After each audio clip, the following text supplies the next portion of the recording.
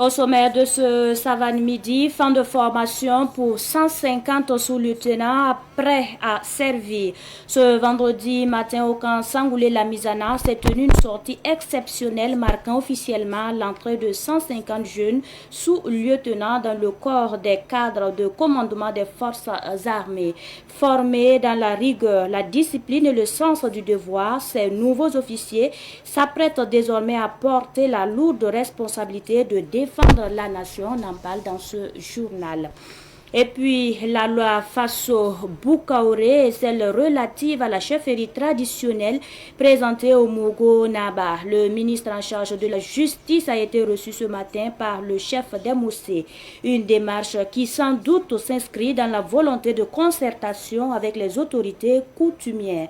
Des échanges qui ont permis d'exposer les grandes orientations de ces textes et de recueillir les observations du chef des Moussé. On en parle également dans ce Savane Midi. Voici pour le sommaire. Bonjour à toutes et à tous et bienvenue dans ce journal. Je vous l'annonçais en titre, 150 sous-lieutenants prêts à servir la nation. Ce vendredi matin a eu lieu la sortie de 150 sous-lieutenants, dont 90 issus des rangs des sous-officiers et 60 promus à titre exceptionnel. Cette sortie de promotion exceptionnelle est placée sous le signe de l'honneur, de la discipline et du patriotisme.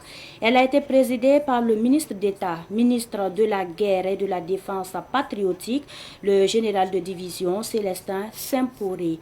Les nouveaux sous-lieutenants s'engagent à servir la nation avec loyauté, courage et dans le respect des valeurs et des traditions militaires.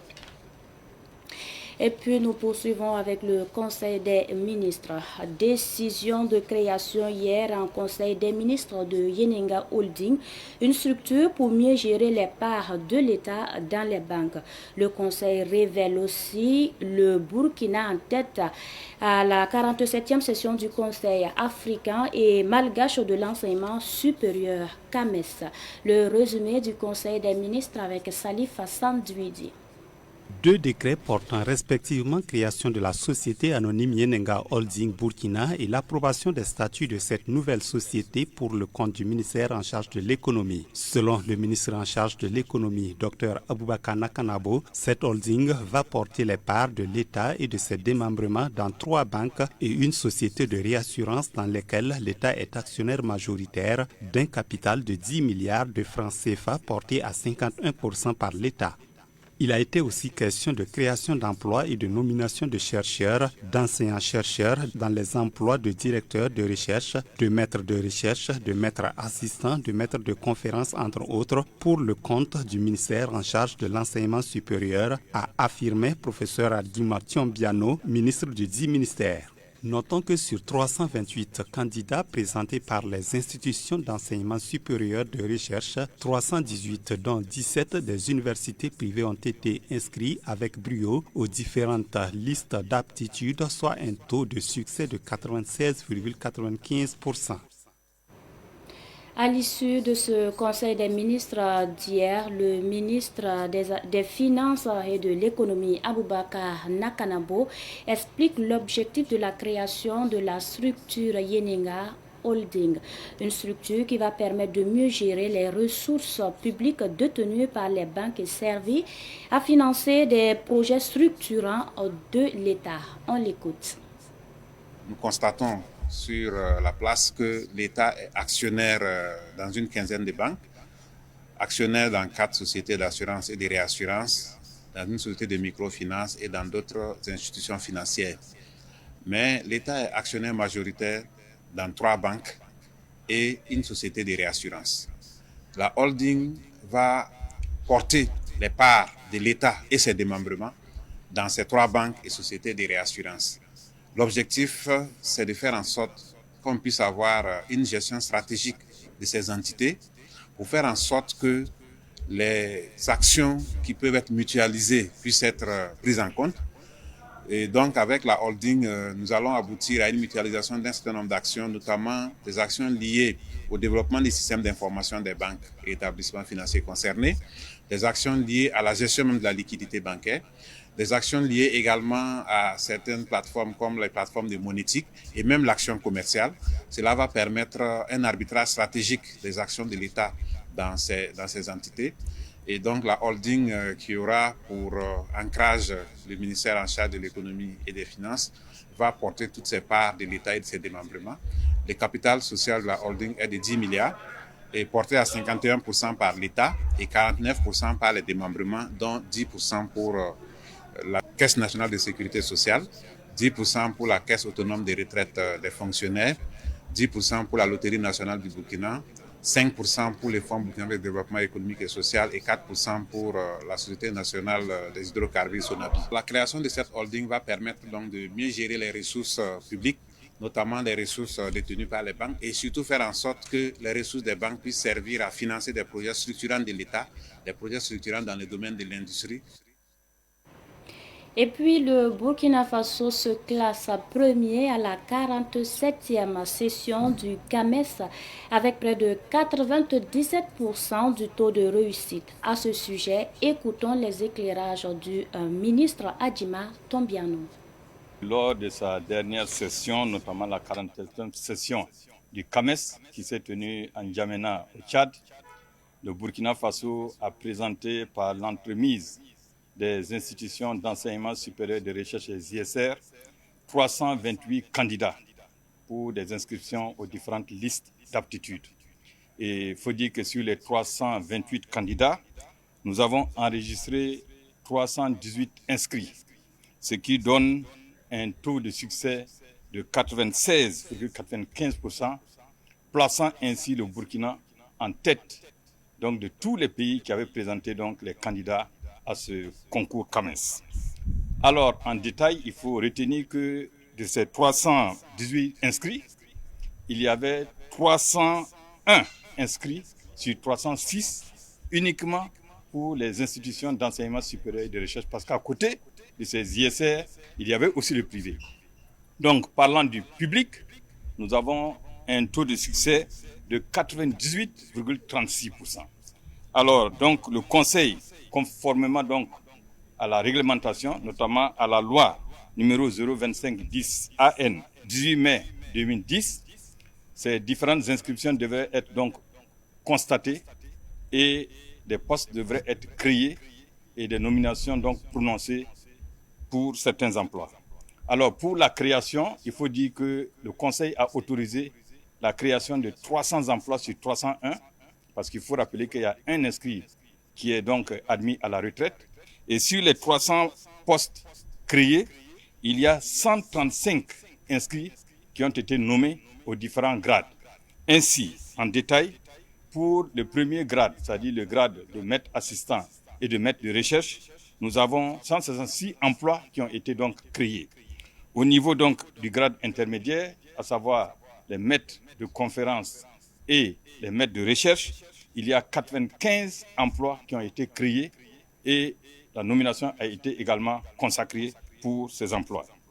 Et enfin, pour le grade terminal, à savoir donc les professeurs titulaires et les directeurs de recherche, là nous enregistrons 40 nouveaux emplois, donc avec également leur nomination.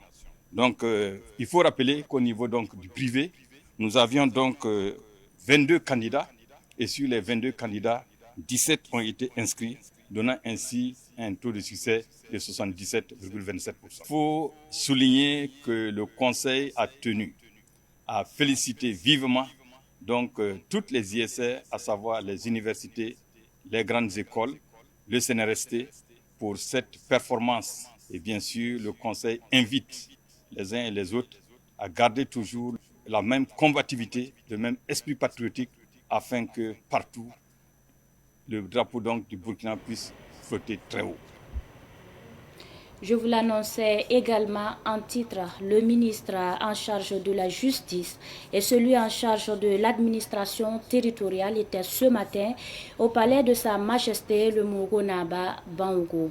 L'objectif était de présenter les grandes lignes de la loi portant face au Boukaouré et de celle portant statut de la chefferie traditionnelle. Le Mogonaba a apporté des suggestions pour la réussite de la mise en œuvre de ces lois. On en sait davantage avec Ahmed Joël Compaoré. La loi portant Faso Boukaoré et celle portant statut de la chefferie traditionnelle, adoptée en Conseil des ministres en janvier dernier et votée à l'ALT, connaissent déjà une mise en œuvre effective sur le terrain. Au palais du Mogo ce vendredi, le ministre de la Justice, accompagné de son homologue de l'administration territoriale, a présenté les grands axes et les textes d'application de Faso Boukaoré à Sa Majesté le Mogo Naba Bongo pour recueillir ses suggestions et bénédictions. Dans la mise en œuvre de l'opérationnalisation de cette loi, nous avions prévu une série de visites auprès des leaders traditionnels et coutumiers. D'abord pour leur faire le point de la loi et l'ensemble de ces tests d'application, recueillir les suggestions, les observations qui peuvent nous permettre de réussir la mise en œuvre de cette loi portant Faso Boukaoré. D'où notre visite ce matin au palais de Sa Majesté pour bien entendu lui faire le point, recueillir ses suggestions et ses bénédictions pour que nous puissions mettre de manière efficace la mise en œuvre de ces instances traditionnelles de règlement des différends. Comme le président du Faso l'a toujours rappelé, il faut que nous retournons à nos sources pour amorcer véritablement notre développement socio-économique. Le ministre Bayala rassure que la diversité des communautés et des coutumes a été prise en compte dans l'élaboration des lois. Ce que Sa Majesté a dit est juste, c'est la réalité. Il y a bien entendu d'une localité ou d'une communauté à une autre des disparités dans le rendu de la justice traditionnelle. Et la loi portant Faso Boukaoré en a déjà tenu compte. Et nous avions dit que la loi Faso Boukaoré ne crée rien de nouveau. La loi Faso Boukaoré part du constat de l'existant pour donner force exécutoire aux décisions qui sont rendues à ce niveau. C'est ça la nouveauté. Sinon, que ce soit la composition de l'instance qui sera chargée des jugements au niveau des instances traditionnelles, que ce soit la procédure qui va être appliquée, tout est renvoyé aux us et coutumes de la localité. Donc du coup, chaque localité, en fonction de sa disparité, pourra se conformer, pourra en tout cas pouvoir rentrer dans le cadre de la loi pour continuer à rendre les décisions qui sont rendues déjà, parce que c'est la réalité, ces instances fonctionnent. Seulement les décisions qui vont être rendues à ces niveaux vont avoir effectivement la même valeur juridique que les décisions qui sont rendues par notre justice classique. Cette visite sur le Mogo Naba pour la présentation de la loi portant Faso Boukaoré marque le début d'une tournée de vulgarisation de la loi les jours à venir dans plusieurs localités du Burkina Faso. Tout autre sujet à présent, contribution à la lutte contre la fraude au Burkina Faso. La brigade de veille citoyenne et de contrôle antifraude en abrégé BVCAF, qui est un regroupement de commerçants, relance officiellement ses activités. Face à la presse hier, la BVCAF dit vouloir travailler d'arrache-pied pour contribuer à éradiquer ce fléau. On voit cela toujours avec Ahmed Joël Compaoré. La fraude semble avoir la peau dure au Burkina Faso. En témoignent les saisies récurrentes de produits prohibés par les services compétents. C'est dans ce contexte que la brigade de veille citoyenne et de contrôle antifraude décide de serrer la ceinture pour entrer dans la danse. La BVCAF dit apporter son soutien pour mener à bien la lutte contre la fraude. Le principal but de la BVCAF est de contribuer à la lutte contre la fraude à travers la veille, l'information et la dénonciation des suspects.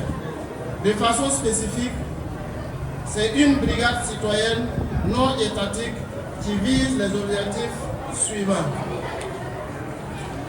Organiser et former des groupes de surveillance, de veille dans les villes et villages. Aider les services douaniers par dénonciation de tout acte ou comportement suspect. Outiller les groupes organisés en technique de détection et de mécanismes d'alerte en toute sécurité. Pour atteindre ces objectifs, la brigade de veille citoyenne et de contrôle antifraude BVCAF entend collaborer avec nos FDS, brigade Laval, douane, brigade mobile, etc. C'est le lieu pour la BVCAF d'inviter tous les acteurs du commerce à se conformer aux normes pour la prospérité de l'économie nationale. La brigade invite l'ensemble des acteurs de notre économie à travers l'appropriation des valeurs et principes prônés par cette révolution en marche dans notre pays en vue de son rayonnement dans le Conseil des Nations. Nous devons donc nous donner les mains pour l'organisation du secteur conformément à la réglementation en vigueur. Pour cette mission de lutte contre la fraude au Burkina, la BVCAF, qui a vu le jour en 2018, entend s'installer dans toutes les localités du Burkina Faso. Les températures pourraient atteindre entre 41 et 45 degrés dans plusieurs localités du Burkina Faso. Cette hausse des températures pourrait s'étendre jusqu'au mois de mai prochain. L'information émane de l'ENAM, l'Agence nationale de la météorologie. Elle a organisé hier à Ouagadougou un atelier de coproduction de conseils et de simulations consacré à la gestion des vagues de chaleur. L'atelier a connu l'appui de la Croix-Rouge du Burkina Faso. C'est sur ces notes que se referme cette session d'information. Merci de nous avoir suivis. Très bonne suite en compagnie de nos programmes.